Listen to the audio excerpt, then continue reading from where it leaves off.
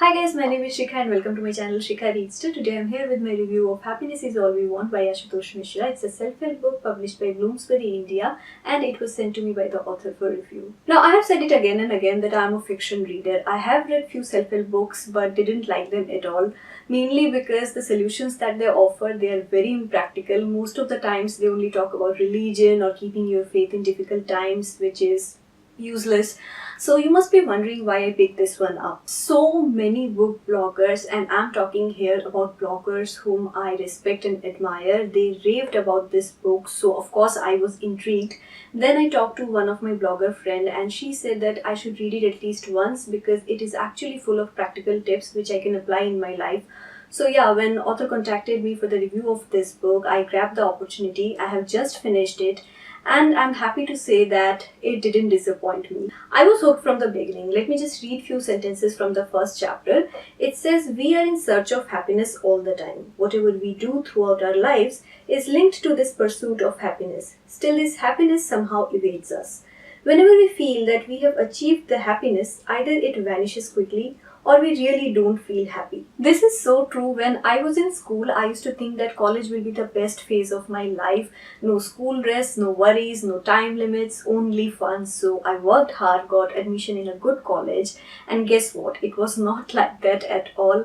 It was all about attendance, assignments, exams every 3 months. So yeah, I was bored. Most of the times I only used to reminisce about my high school days. Those were actually the best days of my life. Then again in college, I used to think that my work life will be great. I'll get salary, so I'll buy whatever I want. I'll go on vacations. I'll have fun with my work buddies. Need I say what happened next? Assignments, presentations, timeline, ungodly hours, deadlines, and of course, deterioration of health. So it's like author said, when we associate happiness with some kind of achievement, the moment we achieve that thing, that happiness is gone just like that, and life again becomes monotonous. So what's the secret of eternal happiness? That question is answered in this book in 3 sections: mental well-being, physical well-being, and spiritual well-being. These are the 3 pillars of eternal happiness. Now each section begins with making us realize where we go wrong, why can't we achieve the heights of mental, physical, or spiritual well-being. And once we realize the problem, author shows us a practical path through which we can actually attain internal happiness. I know it sounds preachy, but trust me, it's not, because this book is full of relevant examples which we can apply in our life. For example, it has wake-up stories, happiness moment stories, tech traps, and then practical tips. All of these things together make this book interesting and useful also. What I like most about this book is that author not only talks about the solutions, he also talks about the challenges which we face when we finally decide that we are going to apply these solutions in our life. For example, we all know that pranayam and meditation is the only way to calm our mind in this chaotic world. But is it really feasible to expect that a beginner will be able to complete a 20 minutes meditation session, let alone guided meditation or yoga nidra? No, it's not possible. And I'm not even talking about elderly people here, I'm talking about teenagers. Forget 20 minutes, at first it's tough to even sit for 2 minutes quietly. He has even pointed out that why it is not possible, because we are so habitual of sitting on chairs and sofas that we can't sit cross-legged on floor even to save our own lives. So what should we do? Should we quit? No. There are steps in this book which tell you how you can gradually train your body for meditation. And that's what I search for when I read self-help books. Don't show me the big picture. I know what the big picture is. I know meditation and pranayam is useful. Tell me how I can apply that in my life when I can't sit quietly for 2 minutes. I do yoga, I do meditation, but till date I can't do pranayam. I know it's useful, but those breathing exercises are so silly, it makes me laugh and I get bored too. So yeah, I'm looking forward to use the pranayam tips from this book. Now let's talk about my favorite section from this book, the physical well-being part. While reading this section, it felt as if it is talking to me personally. We all know that physical fitness depends 70% on diet and 30% on exercise, and both can't work without each other. Again, let me just read few sentences from this book, and I'm reading from page 78. Here author says that I come from India, and when I look around, I see people consuming deep-fried items like samosas, parathas, bhaturas, pakoras, and Indianized version of Chinese, Italian, and Mexican foods. Not only have we spoiled our own traditional food, we have really vandalized these foreign versions. This is just so true. Could he be any more truthful? We Indians have this mentality that Indian home cooked meal can't be bad for our health. Well, it's true partly because Indian cooking style perfectly balances protein with vitamins, but as usual, we ruin our food with excessive oil and spices. I'm a Bengali and our diet is full of non-vegetarian food items. Does that mean I'm absorbing all the protein from these food items? No, it doesn't. Because as I said, we ruin it completely with excessive use of spices and oil. And it's not about Bengalis or non-vegetarian food. Even vegetarian food in India is full of butter. Butter dal, butter paneer, butter this, butter that. Too much oil everywhere.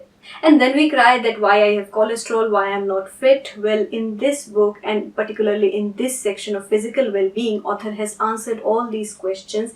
He tells you that why physical fitness is not a one-day job. It's a marathon. You have to constantly work on that. You can try fat diets if you want, but end of the day, you are just going to gain cholesterol.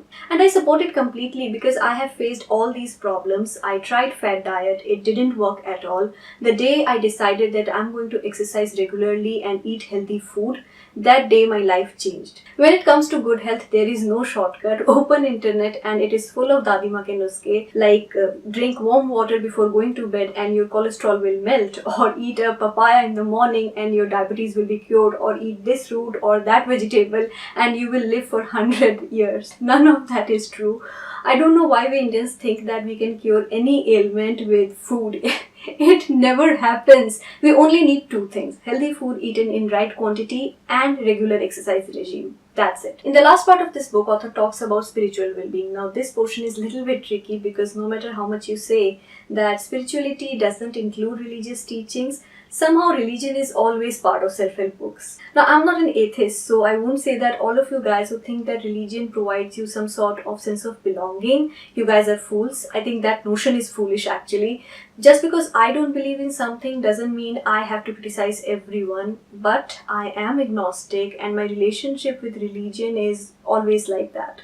Anyway, just like any other section of this book, this section is also well written. I think those people who want to channelize their religious energy in a positive way, they will find this section very useful. But this video is about me and how I perceive this section. And this is my personal view. Whatever I'm saying, it's my view and it doesn't mean this section is not written well. It is. I'm just sharing my opinion. Author begins this section with talking about soul and how we can cleanse it. I do not believe in the concept of soul or soulmates for that matter. I think once you are dead, you are dead, you are gone completely. That's why I do not generally think about what will happen to my soul once I'm dead, or is there some kind of afterlife waiting for me. Now, the problem is, if I don't believe in something, how can I worry about its well-being? So yeah, there is that. Again, from there, author moves on to talk about Bhagavad Gita and its teachings, Maya or illusion, karma and its effect on rebirth, little bit about Ramakrishna Mission, then circle of life, bhakti yoga, and of course prayer. I do not pray to anybody. I mean, author said that if you don't pray to gods, then pray to your parents or to this universe, thanking it for everything. But as I said, I do not pray to anybody, definitely not to my parents, because they are my parents, not gods. So why should I worship them? I love them, I cherish them, I respect them, and that's the foundation of our relationship. Also, they do not expect me to worship them. And the same thing goes for the concept of karma and rebirth. I definitely don't think that if you perform good deeds in this life, you will be rewarded in your next one, because for that you need to believe in rebirth or reincarnation, and I don't. But it certainly gives us peace of mind or mental satisfaction. For example, if you donate blood or you do charity work, you feel good about yourself. It's not selfless because you are feeling happy, but there is nothing wrong in being happy. So that's what I took from this section, that do good deeds and be happy in life. It is needless to say that I do not believe in most of the stuff that I discussed in this section. So does that mean this section is useless for people like me? No, it's not, and let me tell you why. Because it talks about basic fears of human being: fear of old age, fear of death, fear of losing loved ones, and fear of material wealth. All of us, it doesn't matter whether we are religious or non-religious people, all of us fear at least one of these, and we don't know what we will do when we face the inevitable. This portion is described so beautifully. Author tells you at length that how you can tackle your fears, and I think it is one of my favorite segments in this book. Also, I forgot to tell you that there is a part in this book which talks about how you can separate religion from meditation or yoga. It is possible, I have tried that, and it is quite beneficial for someone who practices it regularly. So no, this segment is not completely useless for non-religious people like me. I think everybody can take something out of this book, and that's the best part. So that was my review of Happiness Is All We Want. I tried my level best to explain what I felt while I was reading this book. I gave it 3.5 out of 5, and please let me know in the comment section down below whether you found this review useful or not. That's it for today. Don't forget to like, share and subscribe. I'll see you next time.